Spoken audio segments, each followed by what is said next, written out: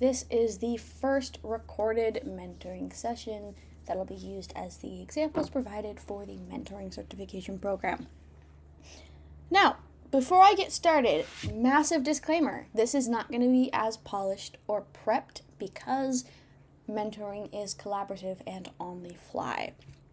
I don't have any pitch decks, I have some documents and such that I'll be working with, but for the most part, it will be spontaneous. Now, before my mentoring session begins in about 12 minutes, I wanted to take a moment to look through a mentee file. I will be sharing my mentee file so that people can base theirs off of yours. To be a certified mentor who charges in our server, you are going to be required to have this. It's basically your policy sheet. That's just called a mentee file because it's slightly adapted. But anyway, let's go through it. So, I've redacted the student's information. His first name, he's consented to that being shared, but because he didn't necessarily clarify, he didn't withdraw consent, but he didn't clarify consent on certain mentees, so that piece of the files can be redacted.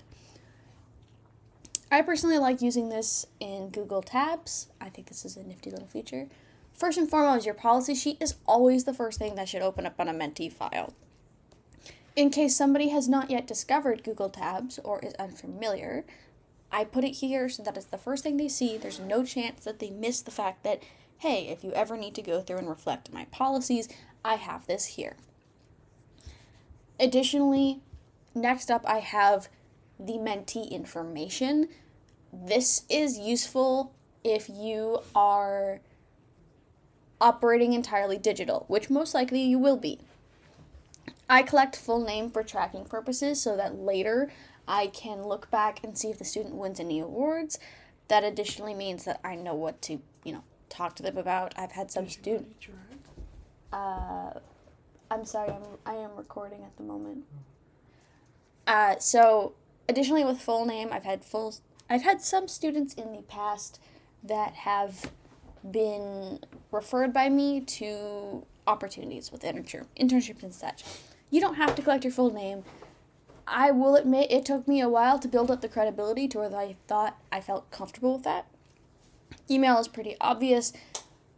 You will see a lot of students, especially if you're running mentoring on Discord, where they are concerned about broken links or permissions, or they're just not thinking about it. So it's good to have one email that you stay in contact with and you have all links shared to back and forth. It just makes it easier. Phone, I don't really ask for this to be used very often. I have it as a nice to have. Some students end up texting me because they'll have questions outside of their session, and that helps them. School/organization, this is only if you have a Title I clause. I personally collect it even without a Title I clause because it helps me understand where my students are coming from, and I actually do have a running list of what schools I flagged as Title I because that way I know the student may need access to more free focused resources. I do my best to not share paid resources, but sometimes they may need external alternatives. For example, Microsoft Word and Office is awesome, but it's paid, and not every school can afford Microsoft Office. There are actually some schools who can't. So anyway, grade or year, that just helps me sort of gauge internally. Preferred contact method, that's mandatory basically to have. Time zone, availabilities I don't need to worry about. Then we get into goals and learning. These are personally the questions I ask. The student has already filled in some of their information. I used to have a really long survey, and then I realized that it's not getting used. So, top 3 goals for this program could be session. You can choose to phrase it how you want. Skill strengths you're proud of. This will help you to determine where that student is going to be a little bit more comfortable within it. So, for example, if I get a student who they're really proud of design, I'm not going to focus on that until later sessions, if we do multiple sessions, and I'm not going to bring it up unless it's egregious, because you don't want to damage your students' motivation in the process of them, opening up, because this is collaborative, but also it's kind of vulnerable because these students are coming in and they have a project that they're working on and they're really proud of it, and you want to respect that. I always ask what has helped you learn best in the past, because I know for me, I'm ADHD. I probably have OCD. I've got like a bunch of weird stuff going on in my brain. The way that I learn is not the way that some of my best friends learn. And especially when it comes to a mentoring session, you're not going to have enough time. I'm lucky if I get 36 hours of notice. On my policy sheet, that's the minimum, and that is typically what I get. I get the minimum amount of time. You're not going to have the ability to ask all of these questions and get to know them in person. I'm lucky because I'm super active in Go for Glass, and I typically talk to people before they sign up for a session so I can get that feel. But especially my first year, I would ask them, hey, what helps you learn? And you can account for that then. Mentee uploads. Generally, this is where you're going to want to have them put their current drafts. For example, he's linked me to his Canva. The rubric you're using, some students, they just do what he did here, telling me the individual event. I actually need to pull that up really quickly. And then in addition to that, they might also put the image. The image is preferable, but unless I clarify that, it's okay if they use that. Score reports and feedback. We see this mostly used after. Good morning, Liam. From Lorelei's MacBook Air. Oop.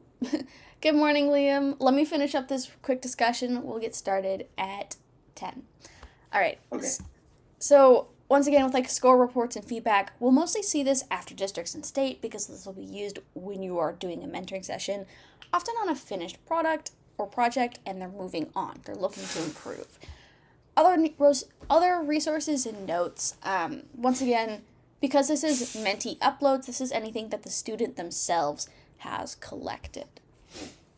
And then for mentor uploads, underneath here, generally, I have a new row per session. I just add some bullet points. It's pretty easy to go through. And I'll have this all posted so you can look. Revised documents and edits, this is fairly straightforward. This is if they share something with me and I do go through the effort of revising it or editing it, I will put it here. You're not required to as a mentor, and sometimes there will be times when it is more ethical for you to not. Revisions are kind of tricky. I think I've only done revisions a dozen times, but that was with students for whom English was not their first language, so they were asking for grammar and English help and language. Study materials, this is also fairly straightforward. It's if I have something that I want them to look at, I will put it there. Recording feedback. I have some students who are auditory learners.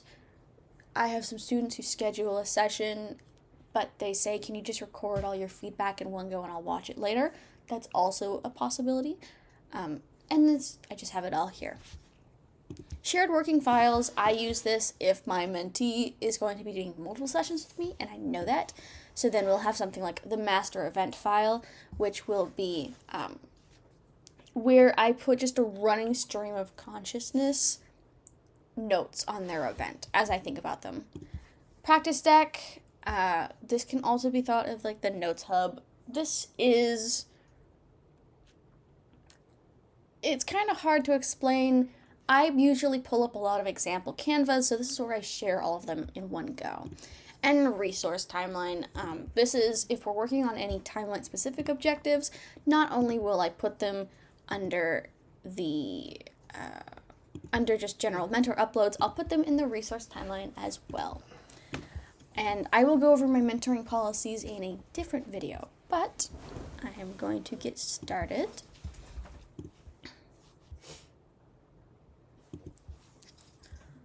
Alrighty then, Liam, can you confirm for me that you can see my stream? Yeah, let me click it right. Yeah, no problem. Yep. Okay, I could see it. Coolio. Okay, I going to move this. Give me just 1 second. I had to do a little bit of like adjustments as I was Okay. doing the other thing. So, all right. As always, cameras are completely optional. I'm going to keep mine off. It's way too early. I still have bedhead. And if you want to use chat, I do have that open on a separate monitor. But yeah, we've got a couple extra minutes this morning. So, just kind of vibe check. How are you feeling? I know it's not morning for you, but The call was cutting out a little bit. But I'm doing pretty well today. What was the second thing you said? oh, I was just saying that I know it's not morning for you, but I was just vibe checking. Right. Yeah. Yeah, I'm doing work as a summer camp counselor, so I got home from that a little bit ago, and now I'm just going to work on stuff. So yeah. Yeah, that sounds Doing fun. well. Sounds like a good summer. All right. Yeah. So, just to reiterate, this video is going to be posted on YouTube. I already have the recording going.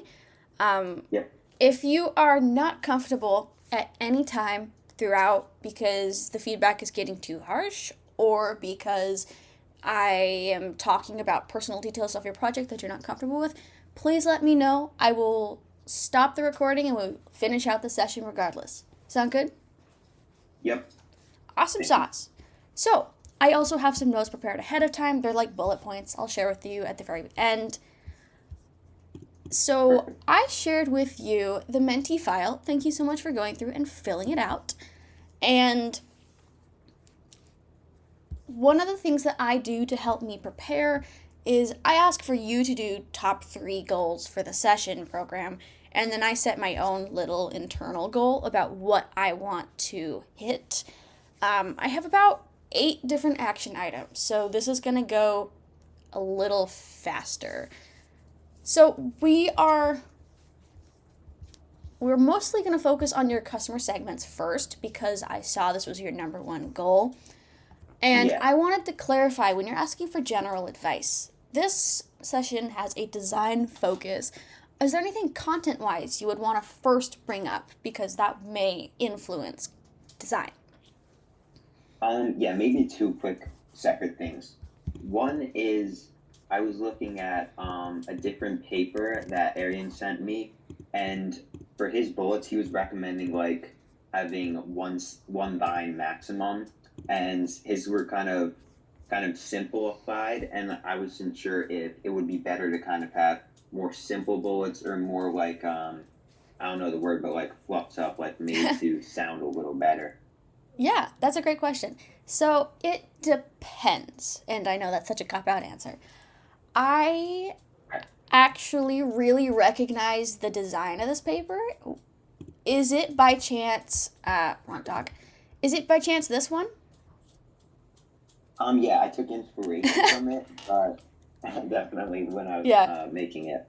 Yeah, no problem. So this is actually my paper.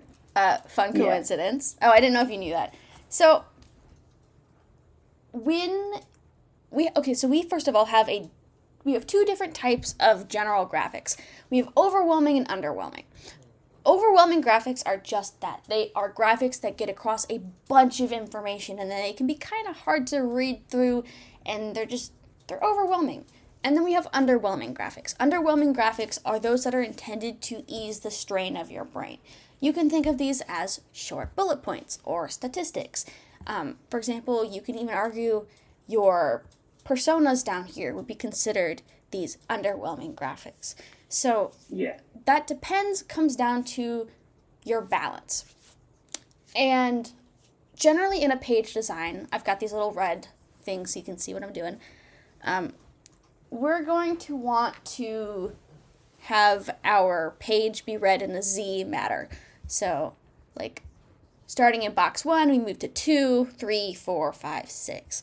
That's just the way Right. that native English speakers or anybody who has become fluent enough in English to speak beyond a basic level will begin to read when they're looking through something English. It's actually really fascinating. So, in relation to your longer bullets, when I say Mhm. it depends, your page is probably going to have either 2 rows be underwhelming or 2 rows be overwhelming. You don't really want to split your boxes. So it depends if you're going to have more overwhelming content on your other 2 rows. Because right here, I would actually argue that this is one chart segment, even if there's different pieces altogether. This is read as one chart. So this would be one row Right. of your 2x3. So you have this space right here, and it looks like you're kind of going to leave enough room for an underwhelming space or an underwhelming piece of text. And down here, this is pretty tight, so that's overwhelming. As Yeah, a, I didn't have the space exactly figured out. I Mhm. just, that's kind of a work in progress. I was gonna maybe extend the black background from the bottom or do something. I don't know. Yeah, no problem. So I was looking through and I was reading it, and I understand you're still in drafting stages and you didn't want to share everything because um, resource anonymity, this is recorded. Right. I think, first of all, you can sort of reclaim some space. Your behavioral traits, to me, feels like they're already being talked about in Why These Markets. You have things that are almost exactly restated, such as the fact that they're using games to hang out, or the families with teens are drawn into activities that foster communication and bonding and things like that. So, personally, I'd argue you can remove your behavioral traits. However, Mhm. I'm not sure if this is necessarily the best chart format for you. So, this paper, my paper, had this vertical column with a label because I wanted my bullet points to be really underwhelming because I knew I was going to have 2 other paragraphs on this page.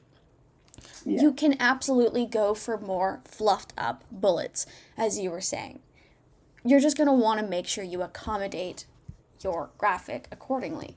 So maybe, for example, instead of having that vertical line or that vertical column, because the column does kind of cut it off at the knees a little, you decide that you're going to do this. You're going to do primary, you're going to do secondary, you'll do a subheader, and then you'll do text. And you're probably not going to want to do this in a Canva table because it's annoying. But maybe you perfectly space them down the middle together, and then your subheader is smaller, and then your text, it would just repeat. So maybe you have a delineation. So it's subheader, maybe even merge the cells if you're thinking about that. So it could say primary, secondary, little subheader that says demographics. Then you've got your bullet points. Then you've got your bullet points. And then you Right. just repeat that. That could end up being a little bit tall. You could decide to not subhead it. I would still include a subheader. But I really like the bullet points that we're seeing here under, for example, psychographics. And I get it. Those are not going to be easily stretched, which that actually leads me into one of my first action items I wanted to talk about. And that is orphans and widows. Are you familiar with orphans and widows in a writing sense? No. Okay, so orphans and widows, I am noticing more orphans than widows in yours. Orphaned text are words that are sort of left behind. For example, in Why These Markets, a purpose and tone right here make it feel unprofessional because they're just hanging there. There's a very obvious space. It doesn't feel like you really intentionally were trying to get the text to fit in one go, and that's fine. This is the first draft. So in bullet points, we're going to try to avoid orphans as much as possible. It comes across as a little bit unprepared, and additionally, it's going to disrupt that Z flow. And what I mean by that is with bullet points, especially if you have row categories, such as demographics, we want them to be able to read all the way across and it matches up. For example, you have this ages 16 to 30 and parents age 35 to 55. In this example, you might notice we don't have any orphans, we don't have any widows, so it makes it really easy. You can read all the way across. And we see our primary market is predominantly female, feminine presenting, and you drag across and it matches up all genders, all presentations, which is actually a secondary little thing I wanted to mention, where if you are doing bullet points and you have two topics that are related, for example, markets, but you have different traits, when possible, you want to try to match those up. Ages 16 to 32 drags over and it becomes ages 32 to 60. It's a great way to reflect the differences between your market, but still have this subconscious thing that flags to your judge, hey, this is a compare and contrast. It's better than just doing the two columns and introducing them at different times. I saw this, you were showing up with like the primarily suburban, urban college town, and you sort of dragged it across. I liked talking about the family, the schools. I don't think family retailers is the word to go with here because that's a little vague. And yeah. I do see that you're using the 5-5-3 rule, which is awesome. I'm loving the traits you're seeing. I don't know if you watched the post-mortem on this paper, and I went over why my paper supposedly breaks the 5-5-3-3. So, have you watched that video by chance? I think I watched just a bit about the market. I think some of it, like bits and pieces. Okay, cool. That's perfect. So then you understand. I left out one of the geographics because that was the thing my behavior graphics was answering. And bear with me, I'm going to recap just in case someone else hasn't quite watched the video and they want that context. Where your behavior graphics are going to respond to a question, generally. There will be a trait that is most important to understand that may not be clear. In my campaign, it was the fact that I was focusing on American consumers, and so it had to have a little description of why we chose American. Go watch the video if you're looking for more context. I'm not going to go into that. I just want to interrupt. Yeah.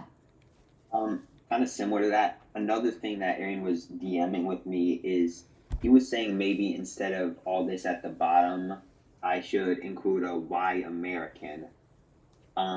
But I don't know if that would really fit, especially since it's a different event than that paper was. Yeah. So I was just going to ask your input for that. So when you're saying a why American, you're not talking about why American. You're talking about something that explains an independent. Can you give me the context for what that would be in translation to your project? I think it would maybe be like, why are we focusing on American markets rather than international, I think.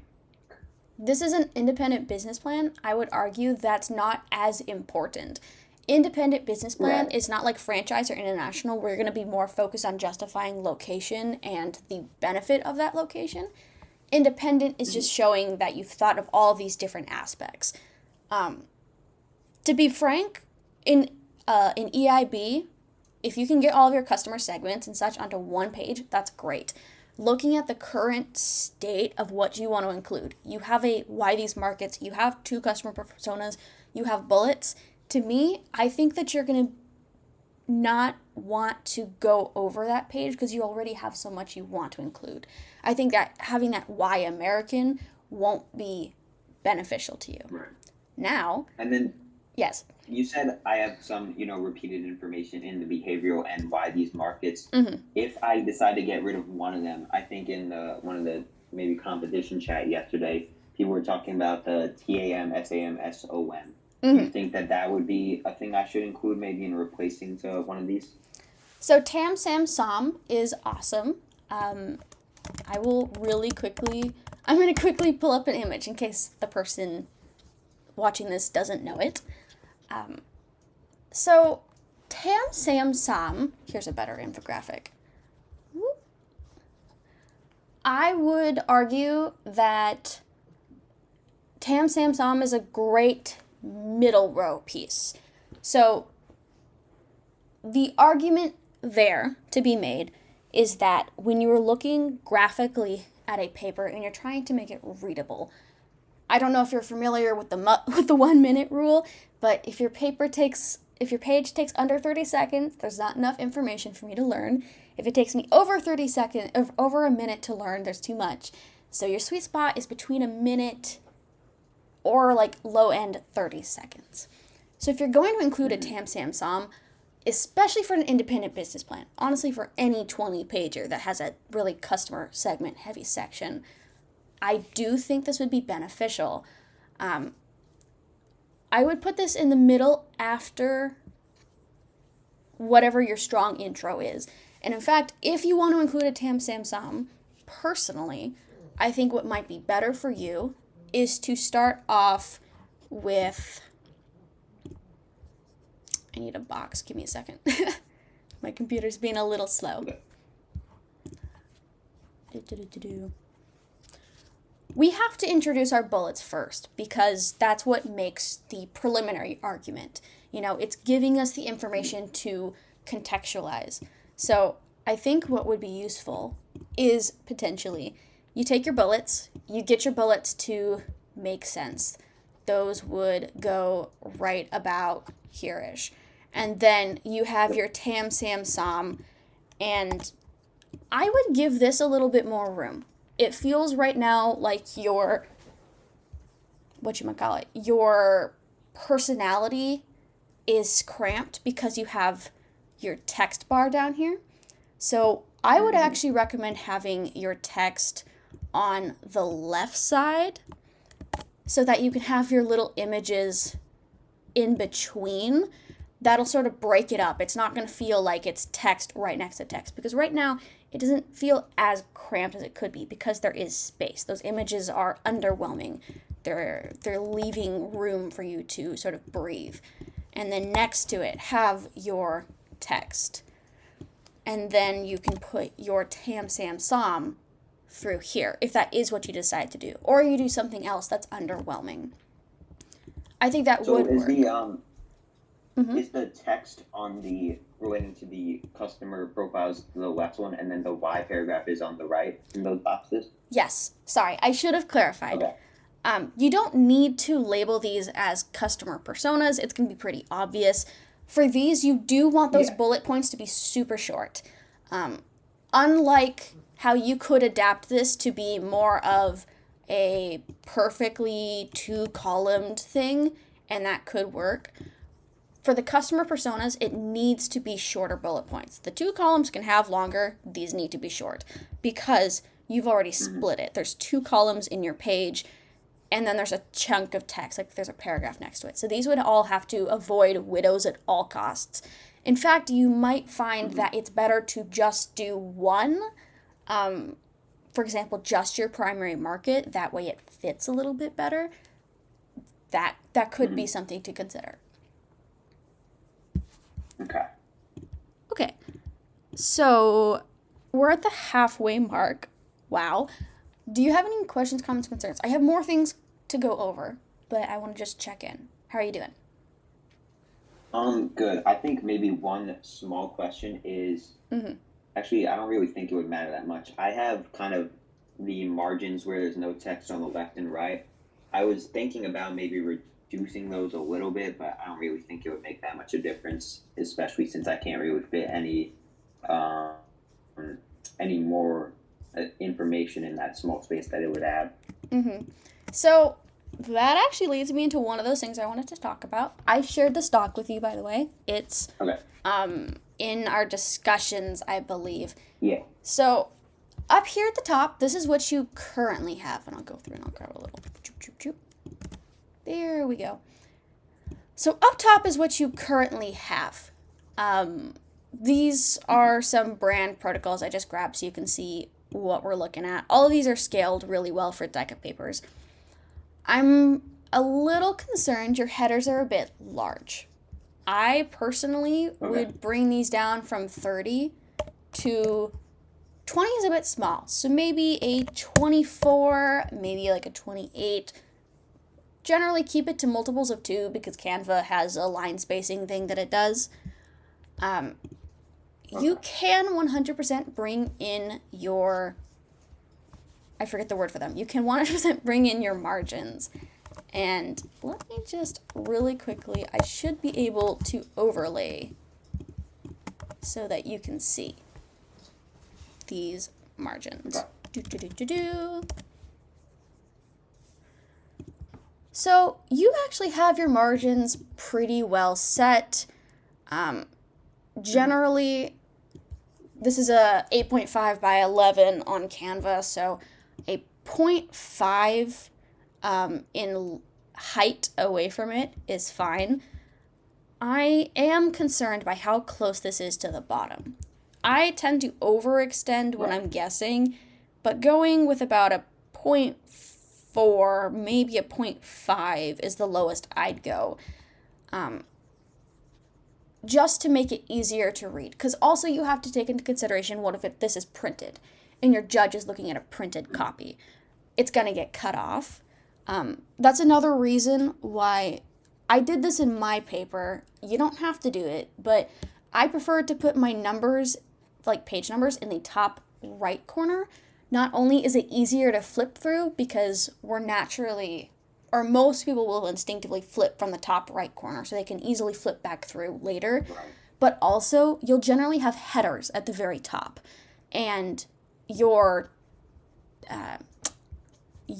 top might not use that corner, so it's just empty space regardless, which means you're not doing this, what you have here, where you're kneecapping yourself. You're leaving the space because you don't want to intersect. So that's personally why I put them in the top right corner. I think that maybe I will reduce if you look at the customer segments, the space between the header and primary market. If I reduce the spacing there and then the sizing of the header, I could probably move everything up a bit. Yeah. So. Yeah. Oh, did you have something you wanted to add? I want to make sure I'm not talking over you. Oh no, you're good. That's everything. Cool. These great things are, these are spacer bars, and my papers, when I write them in Canva before they're done, they have these everywhere.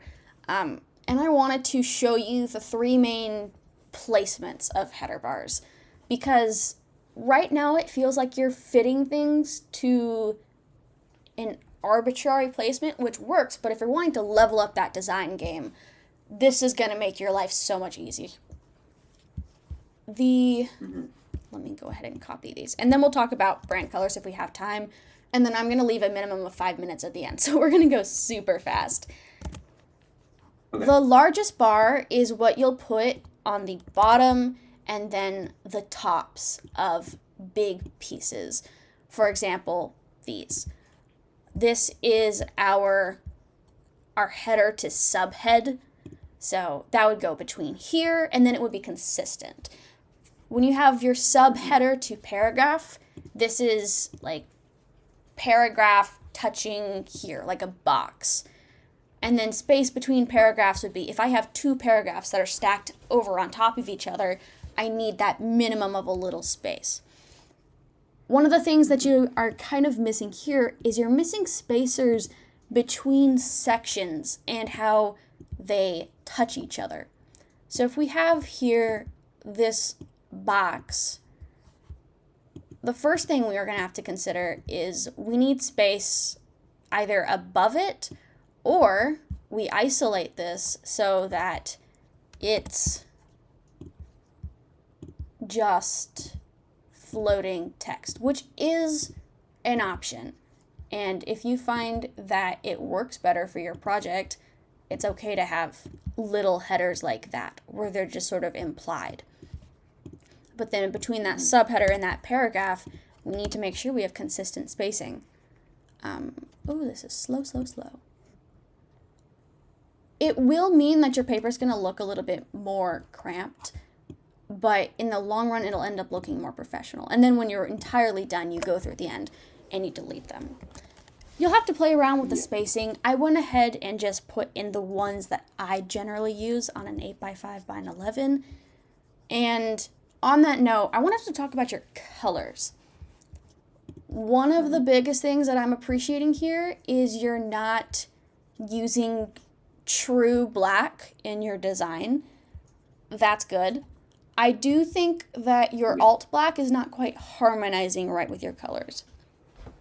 So right now you have 5 design colors. You've got this very unique cream background that I see show up in some of your actual text. You've got these pops of blue that are being used in stats, and you've got this dominant yellow.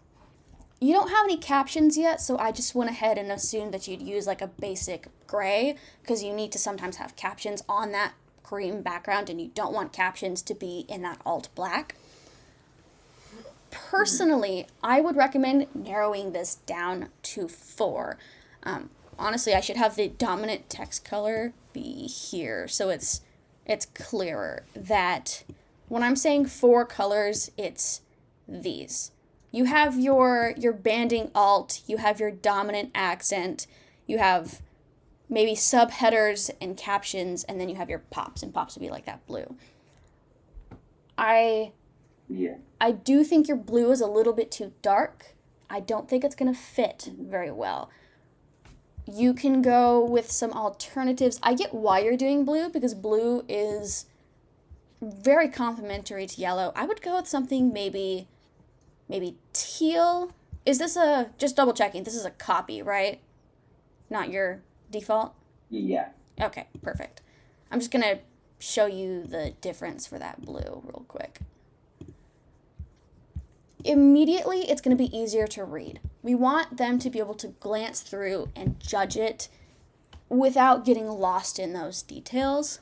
You will notice that there are some places where it doesn't quite work with the current text color. Text should always be, if you are using it, black, not your alt black. I haven't noticed any places where you're not doing that, but I did want to point it out.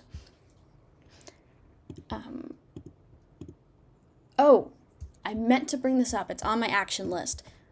You have some areas where you have rounded. I would recommend not doing that, because the rest of your paper feels very brickish. So if you're going to use rounding, you're going to want to use it elsewhere. So, for example, your chart here, there's a lot of squares. So then when you introduce a rounded element, especially, for example, like your triangles in your corner, and you've got these harsh, clear lines. Those are very professional looking, but when you mix it up too much, that's where it can kind of get away. It can kind of get away from you. So unless you're going to incorporate more of that rounding in there, I would choose one. Either you lean more into the rounding or you go straight to bricks. I've seen a lot of papers do either one, and it comes out fine. Just make sure you're sticking to it. Okay, do you have any questions, comments, concerns? We've got about 4 minutes. And I think maybe on the spacing, is it okay to do, like, I'm basically looking at the one starting B, Vietnam. Would it be, especially that subheader to paragraph, for me, I feel like looking at my problems page, maybe, it feels like that would be a little too spaced out, like, from how it looks on my paper. So I'm not sure, is that like a strict thing, it should be more spaced, or so it depends on the paper? It does depend on the paper, just a little bit. I was actually going to argue, since we do have time, and if you're okay, I can extend this by about 5 minutes. The next session, I actually don't have anything to record ahead of time. So when we're talking about the problem paper, or the problem section, first of all, if this is a quote, you're going to want to do a specific quote block design. It feels like you need more context here. There's not enough depth. It looks like there's a lot of headers. I would generally suggest that on any given page, you max out on 6 headers, but you also it would be maxed out 6 headers for 1 for each box. So as you have it currently right now, you have it like this.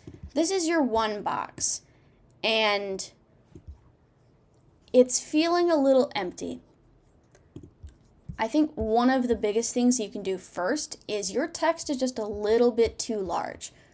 I would bring it down by 1 if you're sticking to Glacial. I included these other brand protocols if you wanted to play around with text that is really well sized to an 8.5 by 11.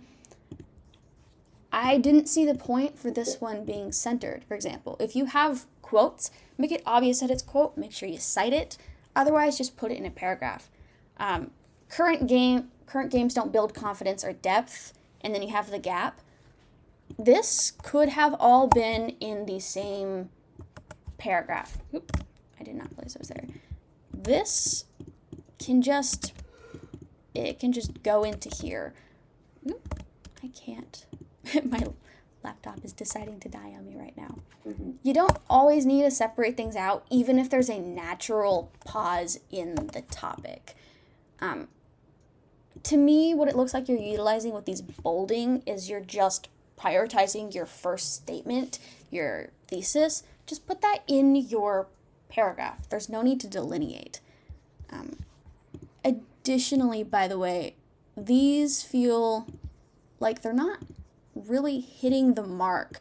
If you've got something like this where you've got your cube halved, you may want to go something with, for example, a pie chart or like a donut, so that you can visually make it more squared off and it makes it taller so that you can get, for example, 2 of them in there instead of stacking them. If your paragraphs are only 2 sentences long, there's not enough depth to it. You want your paragraphs to always be between 3 to 5 sentences before you're worrying about it getting a whole new section header. And additionally, your why your matters, this is a really interesting way that you're approaching it. I do feel like it's not well suited for problems. Because if I recall correctly, EIB has a solutions standpoint, right? It has, yeah. I would like to apologize for the dog in the background. You're going to want to reflect or mirror your problems part as much as possible in your solutions. So I think that's why this matters. It's just going to become redundant later. Okay. Yeah. Okay. It is 10:30. Final recap. Do you feel like we hit the 3 goals that you wanted to hit today? Yeah, definitely. I can definitely use, the notes I've been taking to make edits, and hopefully I can keep sending that in the server, and, it's all about improving. So definitely helpful. Awesome. So I had a transcript going in addition to recording on this. I will be in meetings until 5 p.m. today, but I'm going to clean up that transcript and I will send it over. It has all of my notes as well. I have documents and such. Like I said, I'm going to be busy, but as soon as possible, I'm going to add them to the Menti upload. Thank you so much for letting me record you today, and I hope you have a wonderful rest of your day, man. Yeah, thank you. You too. Of course. Bye-bye. All right. See ya.